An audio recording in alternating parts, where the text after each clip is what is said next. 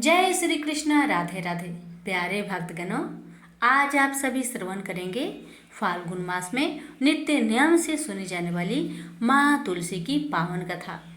इन कथाओं को प्रतिदिन पूजन के बाद जो श्रवण करता है उसके सभी पापों का नाश हो जाता है और इन कथाओं के श्रवण से विष्णु लोक की प्राप्ति होती है। इसलिए कथाओं को पूरे श्रद्धा से पूरा अवश्य सुनेगा और दूसरों के पास भी शेयर कीजिएगा। प्रेम से बोलिए तुलसी माता की जय। अब आइए श्रवण करें माँ तुलसी की पावन कथा। राधा रानी द्वारा पूजित माँ तुलसी की पावन कथा। एक बार राधा रानी जी सखी से बोली, सखी तुम श्री कृष्ण की प्रसन्नता के लिए किसी देवता की ऐसा पूजा बताओ जो परम सौभाग्यवर्धक हो। तब समस्त सखियों में श्रेष्ठ चंद्रनन्ना ने अपने हृदय में एक क्षण तक कुछ विचार किया। फिर बोली, चंद्रनन्ना ने कहा, राधे परम सौभाग्यदायक और श्री कृष्ण की भी प्राप्ति के लिए वरदायक व्रत तुलसी की सेवा। तुम्हें तुलसी का सेवा का ही नियम लेना चाहिए, क्योंकि तुलसी का यदि स्पर्श अथवा ध्यान, नाम, संकीर्तन, आरोपण, सिंचन किया जाए तो महान पुण्यप्रद होता है। राधे जो प्रतिदिन तुलसी की 9 प्रकार से भक्ति करते हैं वे कोटि सहस्त्र योग तक अपने उस कृत्य का उत्तम फल भोगते हैं। मनुष्य की लगाई हुई तुलसी जब तक शाखा पर शाखा, बीज, पुष्प और सुंदर दलों के साथ पृथ्वी पर बढ़ती रहती है, तब तक उनके वंश में जो जो जन्म लेता है वो सभी वो हजार कल्पों तक श्री हरि के धाम में निवास करते हैं। जो तुलसी मंजरी सिर पर रखकर प्राण त्याग करता है वो सैकड़ों पापों से युक्त क्यों न हो, यमराज उसकी ओर देख भी नहीं सकता। इस प्रकार चंद्रनन्ना की कही बात सुनकर राजेश्वरी श्री राधा ने साक्षात श्री हरि को संतुष्ट करने वाले तुलसी सेवन का व्रत आरंभ किया। केतकी वन में 100 हाथ गोलाकार भूमि पर बहुत ऊंचा और अत्यंत मनोहर श्री तुलसी का मंदिर बनवाया, जिसकी दीवार सोने से जड़ी थी और किनारे किनारे पद्म राग मणि लगी थी। वहाँ सुंदर सुंदर पन्ने हीरे और मोतियों के परकोटे से अत्यंत सुशोभित था और उसके चारों ओर परिक्रमा के लिए गली बनाई गई थी, जिसकी भूमि चिंतामणि से मंडित थी। ऐसे तुलसी मंदिर के मध्य भाग में हरे पल्लवों से सुशोभित तुलसी की स्थापना करके श्री राधा ने अभिजीत मुहूर्त में उनकी सेवा पारण की। व्रत आरंभ करके उन्होंने प्रत्येक मास पृथक पृथक रस से तुलसी को सींचा। कार्तिक महीने में दूध से सींचा, मार्गशीर्ष मास में ईख के रस से सींचा, पौष में दक्षरा रस से, माघ में 12 मासी आम के रस से, फाल्गुन मास में अनेक वस्तुओं से मिश्रित मिश्री के रस से और चैत्र मास में पंचामृत से सींचा और वैशाख कृष्ण प्रतिपदा के दिन उद्यापन का उत्सव किया। उन्होंने 2 लाख ब्राह्मणों को 56 भोगों से तृप्त करके वस्त्र और आभूषणों के साथ दक्षिणा दी। मोटे मोटे दिव्य मोतियों का एक भार और स्वर्ण का एक कोटि भार श्री गंगाचार्य को दिया। उस समय आकाश से देवता तुलसी मंदिर पर फूलों की वर्षा करने लगे। उसी समय स्वर्ण सिंहासन पर विराजमान हरिप्रिया तुलसी देवी प्रकट हुई। उनके 4 भुजाएं थी, कमल दल के समान विशाल नेत्र थे, 16 वर्ष की सी अवस्था और श्याम कांति थी। मस्तक पर हेममय किरीट प्रकाशित था और कानों में कंचनमय कुंडल झलमला रहे थे। गरुड़ से उतरकर तुलसी देवी ने रंगवल्ली जैसे श्री राधा जी को अपनी भुजाओं से अंक में भर लिया और उनके मुख चंद्र का चुंबन किया। तुलसी बोली, कलावती राधे, मैं तुम्हारी भक्ति से प्रसन्न हूँ। यहाँ इंद्रिय, मन, बुद्धि और चित्त द्वारा जो जो मनोरथ तुमने किया है वह सब तुम्हारे सम्मुख सफल हो। इस प्रकार हरिप्रिया तुलसी को प्रणाम करके वृषभानु नंदिनी राधा ने उनसे कहा, देवी गोविंद के युगल चरणों में मेरी अहेतु की भक्ति बनी रहे। तब तथास्तु कहकर हरिप्रिया अंतर्ध्यान हो गई। इस प्रकार पृथ्वी पर जो मनुष्य श्री राधा जी के इस विचित्र उपाख्यान को सुनता है वह भगवान को पाकर कृत्य कृत्य हो जाता है। प्रेम से बोलिए तुलसी माता की जय। एक ब्राह्मण था, वह प्रतिदिन मंदिर जाता था। वह प्रतिदिन तुलसी माता का पूजा करता था। वह तुलसी माता से प्रतिदिन प्रार्थना करता था कि हे तुलसी महारानी मेरे को आनंद करना। तुलसी माता ने सोचा कि यह ब्राह्मण तो बहुत सीधा है और गरीब है और प्रतिदिन मेरी पूजा पाठ करता है, मैं इसके लिए कुछ न कुछ करना चाहती हूँ। तुलसी महारानी ने क्या किया, एक कन्या का रूप बनाकर बैठ गई और उस ब्राह्मण को बोली कि ब्राह्मण मैं तेरा घर आना चाहती हूँ। ब्राह्मण ने सोचा कि मेरी 6 लड़कियां तो पहले से ही है और 7 लड़कियों का मैं कैसे पालन पोषण करूँगा, लड़कियों की शादी कैसे कराऊंगा, मेरे पास तो कुछ ऐसा भी नहीं है। यह विचार करके वह बहुत परेशान रहने लगा। उसको अब तो खाना पीना भी नहीं भा रहा था। उसकी पत्नी ने एक दिन कहा, क्या बात है, आजकल आप बहुत दुखी रहते हैं, क्या कोई परेशानी है, मुझे बताइए। तो इस पर ब्राह्मण बोला कि मैं रोज मंदिर जाता हूँ, वहाँ पर एक छोटी सी सुंदर कन्या बैठी रहती है और वह मुझसे कहती है कि ब्राह्मण मैं आपके घर आऊंगी। यही सोचकर मैं काफी परेशान रहने लगा हूँ। मेरी तो पहले से ही 6 लड़कियां हैं, अगर उसे लेकर चलाऊंगा तो 7 लड़की हो जाएगी, फिर मैं सबका पालन पोषण कैसे करूँगा। ब्राह्मणी बोली, अरे इसमें परेशान होने की क्या बात है, आ रही है तो आने दो।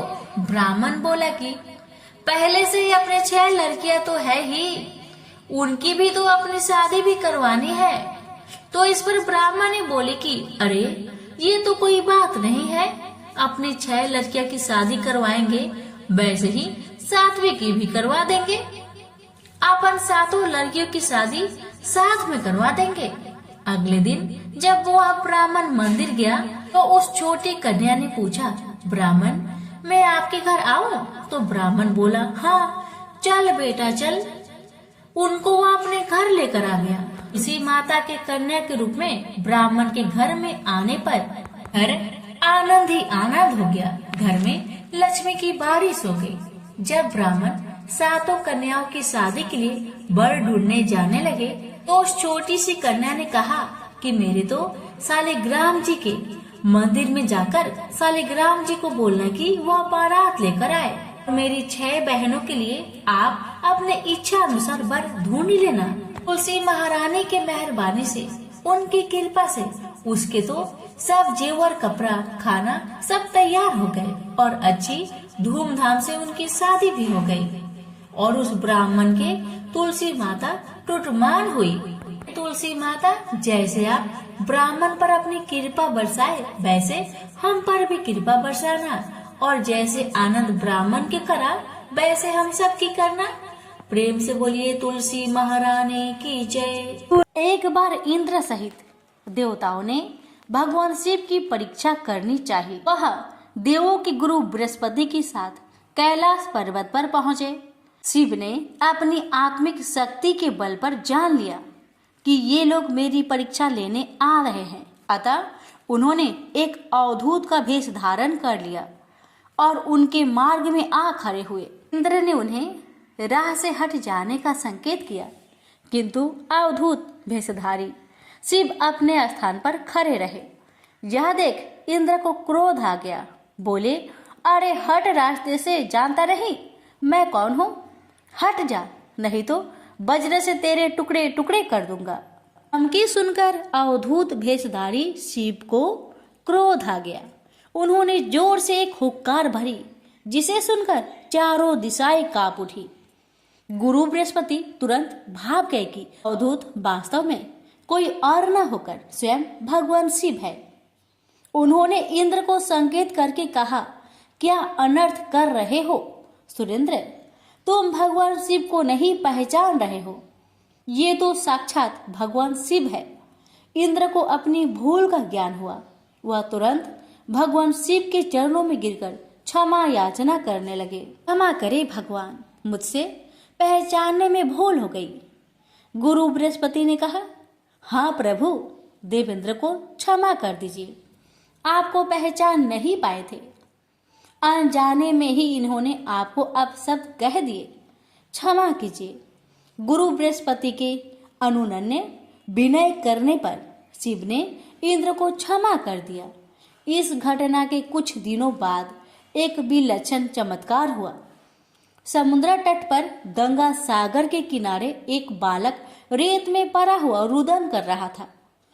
उसके गले से इतना प्रलयकारी रुदन फूट रहा था कि उससे चारों दिशाएं कांपने लगी। देव दानव दैत्य सब घबरा गए। वायु थम सी गई। घबराए हुए देवता इंद्र सहित पितामह ब्रह्मा के पास पहुंचे और उनसे कहा, पितामह, सागर संगम पर एक अद्भुत बालक रेत में पड़ा रो रहा है। वह इतनी जोर जोर से रुदन कर रहा है कि देवों में भय छा गया है। कृपया चलकर इस संकट को दूर कीजिए। पितामह ब्रह्मा इंद्र आदि देवताओं के साथ सागर संगम पहुंचे। पितामह के पहुंचते ही सागर अपने स्थान से निकला। उसने इंद्र सहित पितामह की वंदना की। ब्रह्मा ने सागर से पूछा, जल में रेत पर पड़ा यह बालक कौन है? इसके रुदन को सुनकर समस्त संसार त्रस्त हो रहा है। सागर ने कहा, मैं नहीं जानता भगवान। एक दिन एक विलक्षण तेज लहरों में आ गया था। उसी से इस बालक की उत्पत्ति हुई है। यह कहकर सागर ने बालक को गोद में उठाया और ब्रह्मा की गोद में दे दिया। ब्रह्मा की गोद में आते ही बालक ने रोना बंद कर दिया और कुछ देर में अचानक बालक की बाहें आगे बढ़ी। उसकी दोनों बाहें ने ब्रह्मा का गला पकड़ लिया। यह देख अन्य देवता स्तंभित हो उठे। ब्रह्मा ने अपने गला छुड़ाने का प्रयास किया, किंतु बालक के हाथों की पकड़ और मजबूत हो गई। फिर अचानक बालक ने उनका गला छोड़ दिया और मुस्कुराने लगा। ब्रह्मा अपना गला सहलाते हुए बोले, इस बालक का क्या नाम है सागर? सागर बोला, अभी इसका नामकरण नहीं हुआ है पितामह, आप ही इसका कोई नाम रख दीजिए। ब्रह्मा बोले, मैं इसका नाम जलंधर रखता हूँ। आज से यह तुम्हारा ही पुत्र कहा जाएगा। बच्चे का नामकरण करके सागर के हाथों में सौंपकर पितामह सहित सब देवता अपने अपने धाम लौट गए। बालक कुछ बड़ा हुआ तो पितामह की आज्ञा से आचार्य शुक्र ने उसे शिक्षा देनी आरंभ कर दी। देखते ही देखते बालक युवक बन गया। शुक्राचार्य ने उसे दैत्यों का सम्राट बना दिया और कालनेमी नामक एक असुर की वृंदा नामक कन्या से उसका विवाह कर दिया। जलंधर महाबलवान सिद्ध हुआ। देखते ही देखते उसने समस्त सागर के द्वीपों पर अपना शासन स्थापित कर लिया। उसकी पत्नी वृंदा ने हर मामले में उसके साथ सहयोग किया। वृंदा एक सती स्त्री थी। उसे ब्रह्मा का वरदान मिला हुआ था कि जब तक उसका अस्तित्व कायम रहेगा, सुर असुर देव दानव कोई भी उसके पति का बाल भी बांका नहीं कर पाएगा। एक दिन आचार्य शुक्र जलंधर की राजसभा में पधारे। जलंधर ने आचार्य की चरण वंदना की और उन्हें ऊंचे स्थान पर बैठाकर पूछा, आचार्य, हमारे यहाँ एक राहु नामक वीर है। मैं जानना चाहता हूँ कि उसका सिर क्यों नहीं कटा हुआ है। आचार्य शुक्र ने कहा, दैत्यराज, राहु का सिर भगवान विष्णु ने अपने सुदर्शन चक्र से काट दिया था। जलंधर बोला, मगर क्यों आचार्य? राहु ने ऐसा क्या कसूर कर दिया था? उत्तर में शुक्राचार्य ने उसे सागर मंथन की समस्त कथा सुनाकर कहा, उसका अपराध यह था कि उसने देवताओं की पंक्ति में बैठकर धोखे से अमृत पान कर लिया था। जलंधर बोला, तो इसमें क्या अपराध हो गया आचार्य? आखिर अमृत निकाला भी तो दैत्यों और देवताओं के सम्मिलित प्रयास से ही था। फिर अकेले देवता ही उस अमृत को पी जाने के अधिकारी कैसे बन गए? आचार्य बोले, इसमें भी विष्णु की छल नीति थी दैत्यराज। समुद्र से निकले समस्त रत्न देवराज इंद्र ले गए थे। यह सुनकर जलंधर क्रोधित होकर बोला, मैं ऐसा हरगिज नहीं होने दूंगा। मेरे पिता के रत्नों का अधिकार इंद्र नहीं, स्वयं मैं हूँ। देवताओं को सागर के रत्न लौटाने ही पड़ेंगे। उसके बाद शुक्राचार्य तो वापस अपने स्थान पर चले गए और जलंधर ने घमसर नामक दैत्य को बुलाकर इंद्रपुरी रवाना कर दिया, ताकि वह इंद्र को यह संदेश दे आए कि सागर मंथन से प्राप्त सारे रत्नों को उसे सौंप दे। घसमर इंद्रपुरी पहुंचा। उसने इंद्र से कहा, देवराज, मैं दैत्यराज जलंधर का एक संदेश लेकर उपस्थित हुआ हूँ।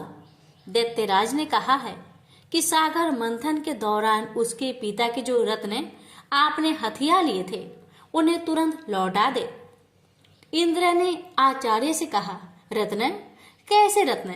दैत्यराज से कहना कि वह रत्न तो देवों की परिश्रम के फल थे। सेवक बोला, लेकिन परिश्रम तो देव और दानव दोनों ने ही किया था, फिर रत्न अकेले देव की कैसे हो गए? सीधा तरह रत्नों को लौटा दो, वरना इसका परिणाम बड़ा भयंकर होगा।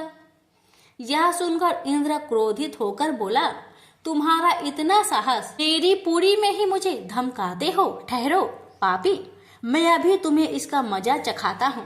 यह कहकर इंद्र ने अपना ब्रज निकाल लिया, लेकिन तभी आचार्य बृहस्पति ने उसे रोक दिया और उसे समझाते हुए बोले, क्रोध में मत आओ सुरराज, यह दूत है और दूत अवध्य होता है, इसे जाने दो।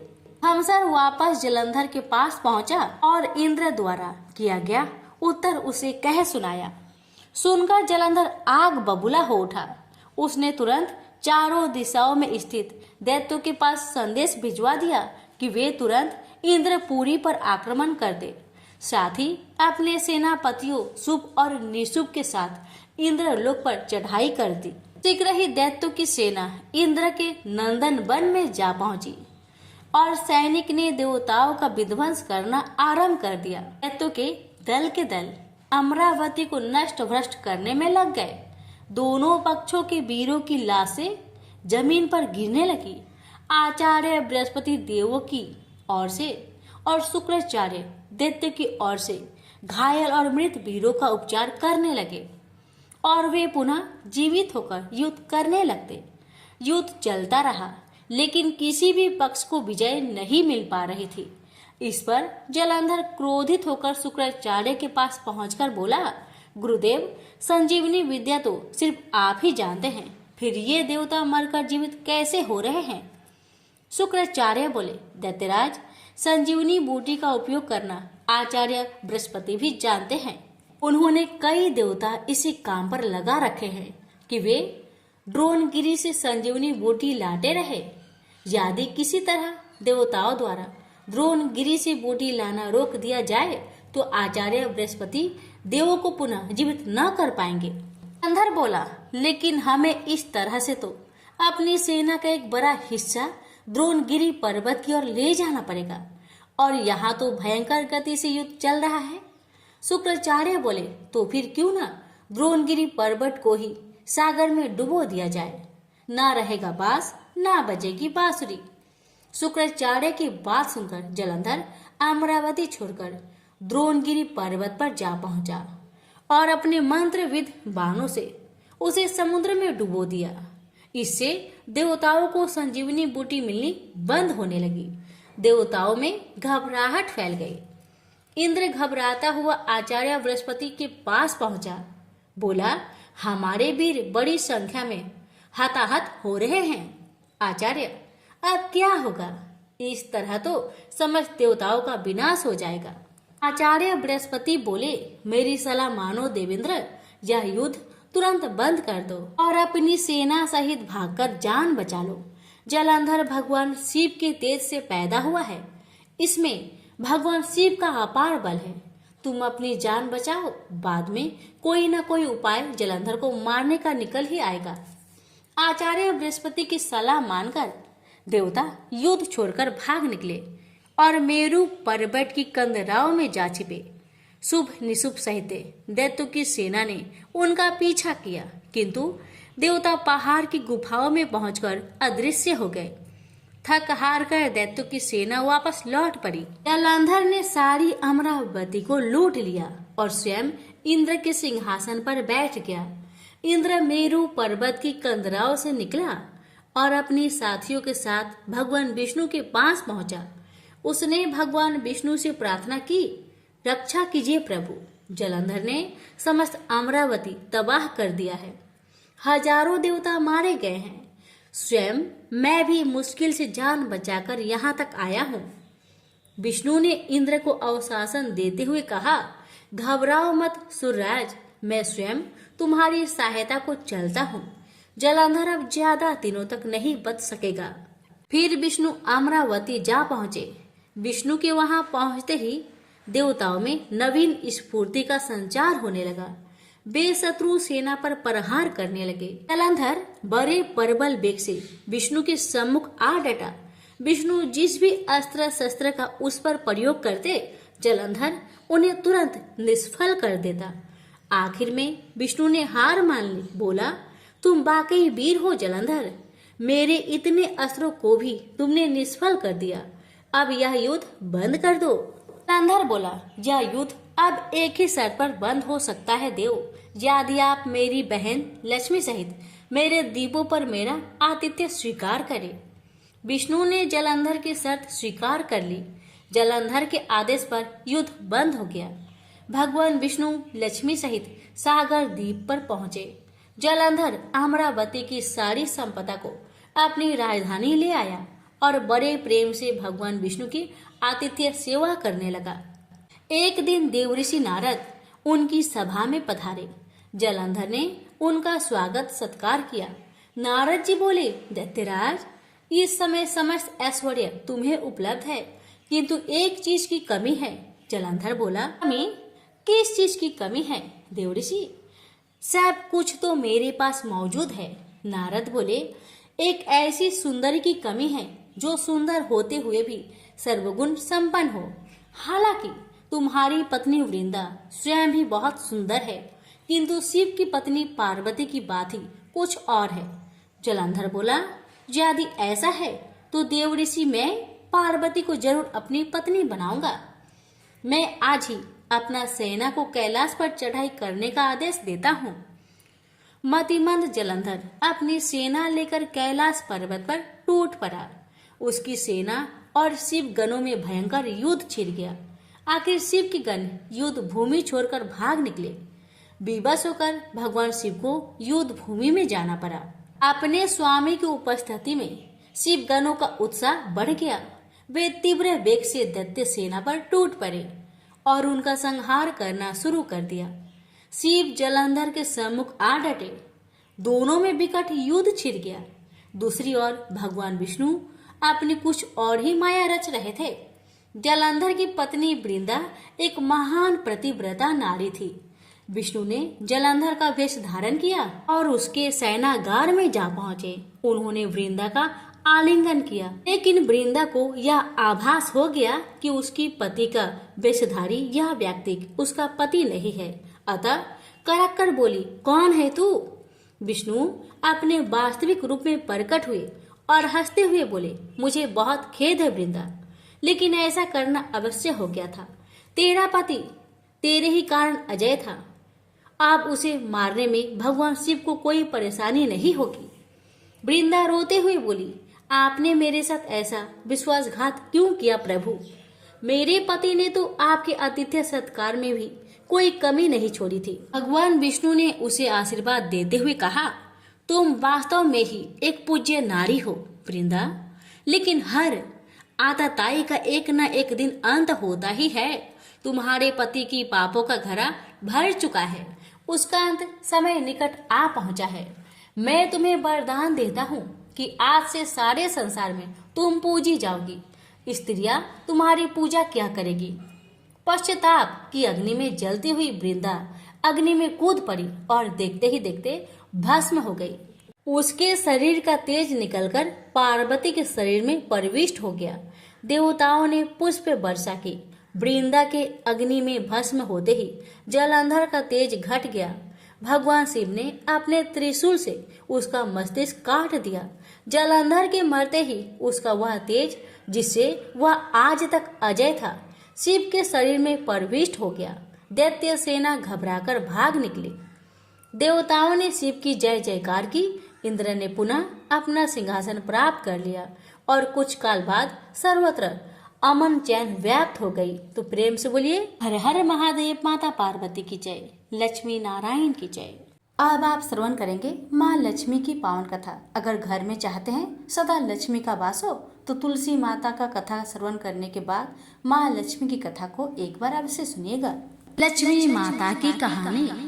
एक गांव में एक साहूकार रहता था। साहूकार की एक बेटी थी। वह हर रोज पीपल सींचने जाती थी। पीपल के वृक्ष में से लक्ष्मी जी प्रकट होती थी और चली जाती। एक दिन लक्ष्मी जी ने साहूकार की बेटी से कहा, तू मेरी सहेली बन जा। तब लड़की ने कहा कि मैं अपने पिता से पूछकर कल आऊंगी। साहूकार की बेटी ने घर जाकर अपने पिता को सारी बात कह दी। तब उसके पिताजी बोले, वह तो लक्ष्मी जी है, अपने को और क्या चाहिए, तू लक्ष्मी जी की सहेली बन जा। दूसरे दिन वह लड़की फिर गई। तब लक्ष्मी जी पीपल के पेड़ से निकलकर आई और कहा, सहेली बन जा। तो लड़की ने कहा, बन जाऊंगी, और दोनों सहेली बन गई। लक्ष्मी जी ने उसको खाने का न्योता दिया। घर आकर लड़की ने माँ बाप को कहा कि मेरी सहेली ने मुझे खाने का न्योता दिया है। तब बाप ने कहा कि सहेली के जिम्मे जाइयो, पर घर को संभाल कर जाना।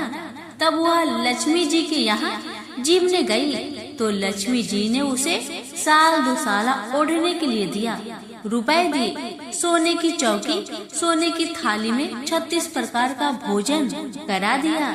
जिम कर जब वह जाने लगी तो लक्ष्मी जी ने पल्ला पकड़ लिया और कहा कि मैं भी तेरे घर जिमने आऊंगी। तो उसने कहा, आ जाइयो। वह घर आकर चुपचाप बैठ गई। तब बाप ने पूछा कि बेटी, सहेली के यहाँ जिम करा गई और तू उदास क्यों बैठी है? तो उसने कहा, पिताजी, मेरे को लक्ष्मी जी ने इतना दिया, अनेक प्रकार के भोजन कराए, परंतु मैं कैसे जिमाऊंगी? अपने घर में तो कुछ भी नहीं है। तब उसके पिता ने कहा कि गोबर मिट्टी से चौका लगाकर घर की सफाई कर ले। 4 मुख वाला दिया जलाकर लक्ष्मी जी का नाम लेकर रसोई में बैठ जाना। लड़की सफाई करके लड्डू लेकर बैठ गई। उसी समय एक रानी नहा रही थी। उसका 9 लक्खा हार चील उठाकर ले गई और उसके घर वह 9 लक्खा हार डाल गई और उसका लड्डू ले गई। बाद में वह हार को तोड़कर बाजार में गई और सामान लाने लगी तो सुनार ने पूछा कि क्या चाहिए? तब उसने कहा कि सोने की चौकी, सोने का थाल, साल दुसाला दे, मोहर दे और सामग्री दे। 36 प्रकार का भोजन हो जाए इतना सामान दे। सारी चीजें लेकर बहुत तैयारी करी और रसोई बनाई। तब गणेश जी से कहा कि लक्ष्मी जी को बुलाओ। आगे आगे गणेश जी और पीछे पीछे लक्ष्मी जी आई। उसने फिर चौकी डाल दी और कहा, सहेली चौकी पर बैठ जा। जब लक्ष्मी जी ने कहा, सहेली चौकी पर तो राजा रानी की भी नहीं बैठी, किसी के भी नहीं बैठी। तो उसने कहा कि मेरे यहाँ तो बैठना पड़ेगा। फिर लक्ष्मी जी चौकी पर बैठ गई। तब उसने बहुत खातिर की, जैसे लक्ष्मी ने करी थी वैसे ही उसने करी। लक्ष्मी जी उस पर खुश हो गई। घर में खूब रुपया एवं लक्ष्मी हो गई। साहूकार की बेटी ने कहा, मैं अभी आ रही हूँ, तुम यही बैठी रहना। और वह चली गई। लक्ष्मी जी गई नहीं और चौकी पर बैठी रही। उसको बहुत दौलत दी। हे लक्ष्मी जी, जैसा तुमने साहूकार की बेटी को दिया वैसा सबको देना। कहानी सुनते, हुक्कारा भरते अपने सारे परिवार को दियो। पीहर में देना, ससुराल में देना, बेटे पोते को देना। हे लक्ष्मी माता, सबका कष्ट दूर करना, दरिद्रता दूर करना, सबकी मनोकामना पूर्ण करना। प्रेम से बोलिए लक्ष्मी माता की जय।